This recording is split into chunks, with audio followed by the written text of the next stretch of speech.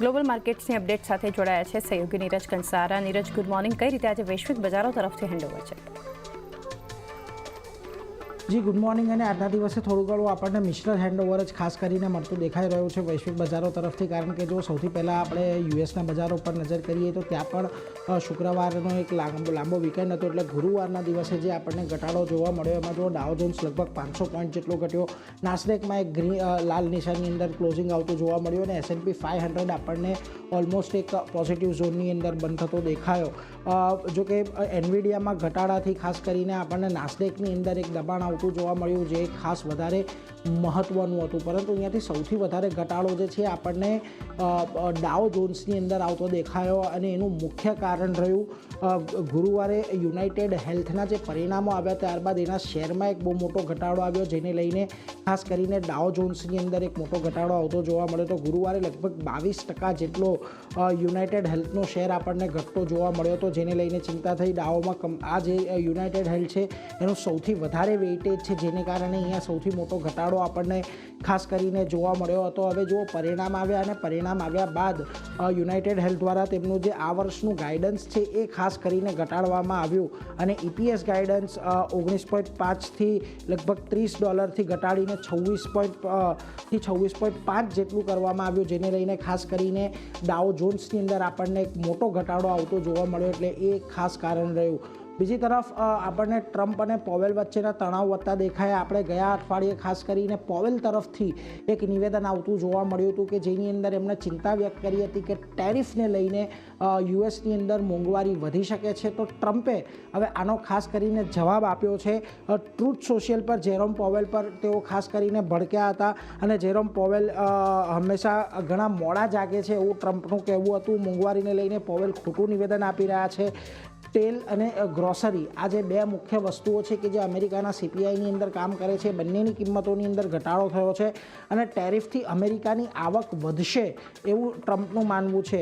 જો કે ECBની જેમ પહેલાં દર ઘટાડવાની જરૂર હતી, જેરોમ પોવેલે વ્યાજદર ઘટાડવા જોઈએ, અને એમણે એવો પણ એક સ્પષ્ટ નિર્દેશ આપી દીધો છે કે જો જેરોમ પોવેલ અહીંયાથી દર નથી ઘટાડતા અને ટ્રમ્પ કહે છે તો પછી જેરોમ પોવેલે પોતાનું પદ છોડવું પડશે. એટલે ત્યાં સુધીની વાત હવે અહીંયા પહોંચી ગઈ છે. એટલે હવે આ બંને વચ્ચે જે ખેંચાખેંચી છે, કયા પ્રકારથી આપણને આગળ વધતી જોવા મળે છે, એ વધારે જોવું ખાસ અહીંયાથી રસપ્રદ રહેશે. પરંતુ જે પોવેલે ગયા અઠવાડિયે આપણને નિવેદન આપ્યું હતું, ટ્રમ્પે એનો સ્પષ્ટ જવાબ આપી દીધો છે. જો કે ટેરિફને લઈને જે 90 દિવસનો પોઝ આવ્યો, અને પોઝ બાદ આપણે જોઈ રહ્યા છીએ કે ખાસા એવા દેશો સાથે અમેરિકાની વાતચીત ચાલી રહી છે. જાપાન સાથે એક સાચી દિશામાં વાત ચાલી રહી છે એવું સ્ટોક બેન્સનનું ખાસ કરીને કહેવું છે. અમેરિકાના ટ્રેઝરી સેક્રેટરી છે સ્ટોક બેન્સન. આ ઉપરાંત ટ્રમ્પે એવું કહ્યું છે કે EU એટલે કે યુરોપિયન યુનિયન સાથે પણ એક ડીલ થાય એવી આશા છે. ડીલ અથવા ટેરિફ ઓછા કરવામાં અત્યારે કોઈ ઉતાવળ નથી. મેક્સિકોના પ્રેસિડેન્ટ સાથે પણ તેમની સારી વાતચીત થઈ છે, અને ચીન સહિત તમામ દેશો અહીંયાથી સમજૂતી કરવા ઈચ્છે છે એવું ટ્રમ્પનું કહેવું છે. અને એની વચ્ચે અમેરિકાના જે વાઇસ પ્રેસિડેન્ટ છે JD વેન્સ, તેઓ આજે ભારતની મુલાકાતે આવી રહ્યા છે. એટલે આ મુલાકાતની અંદર પણ ખાસ કરીને ટેરિફ અંગે કોઈક વાર્તા ચર્ચા થાય એવી અહીંયાથી પ્રબળ દાવેદારી છે. એટલે આ બધી જગ્યાએથી હવે આપણને એક નેગોશિએશન્સ આવતા દેખાઈ રહ્યા છે. આ બધાની વચ્ચે અમુક મહત્ત્વના આંકડાઓ પર નજર કરી લઈએ તો બ્રેન્ટ ક્રૂડની કિંમતોની અંદર ઉછાળો આવ્યો છે, અને $68 પાર આપણને બ્રેન્ટ ક્રૂડ પહોંચતું દેખાયું છે. પુતિને ઈસ્ટર પર સીઝફાયરની ખાસ કરીને વાત કરી હતી. ઝેલેન્સ્કીએ પણ પુતિન પર ઘણીવાર સીઝફાયર ઉલ્લંઘનનો આરોપ કર્યો હતો, અને રશિયા અને યુક્રેન વચ્ચે સીઝફાયર તોડવાના આરોપ ખાસ કરીને લગાવ્યા છે. અને આને લઈને ખાસ કરીને અહીંયાથી આપણને એક ક્રૂડની અંદર ઉછાળો આવતો જોવા મળ્યો. જો કે ઈરાને પણ એક એવું કહ્યું છે કે ઘણા મુદ્દાઓ પર અમેરિકા સાથે વાતચીત અત્યારે પ્રગતિ પર ચાલી રહી છે, એટલે એનો પણ એક આપણને અસર આવતું જોવા મળ્યું. આ બધાની વચ્ચે ડોલર ઇન્ડેક્સ 99.2ના સ્તરની નજીક આપણને પહોંચતો દેખાયો. જે 10 વર્ષની બોન્ડ યીલ્ડ છે 4.33%ને પાર પહોંચતી દેખાય, અને કોમેક્સ પરનું જે સોનું છે એ લગભગ પ્રતિ અંશ આપણને $3388 પાસે આવતું દેખાયું છે. એટલે આ બધા પણ મહત્ત્વના સંકેતો પર ખાસ નજર રાખવાની. પરંતુ આ બધાની વચ્ચે આજે એશિયાના બજારો પર નજર કરી લો તો જુઓ ત્યાં પણ આજે આપણને થોડાક મિશ્ર કારોબાર જ ખાસ કરીને જોવા મળી રહ્યા છે. એમાં ખાસ કરીને સૌથી પહેલાં નિક્કેઈ પર નજર કરી લઈએ તો જુઓ ત્યાં આજે દબાણ છે 1.25%. તાઇવાન લગભગ 0.5% નીચે છે. કોસ્પી એટલે કોરિયાના બજારો થોડાક આજે પોઝિટિવિટી દર્શાવી રહ્યા છે, પરંતુ શાંઘાઈ, સ્ટ્રેટ ટાઈમ્સ, હેંગસેંગ અહીંયા પણ એક તેજી સાથેનો કારોબાર જોવા મળી રહ્યો છે.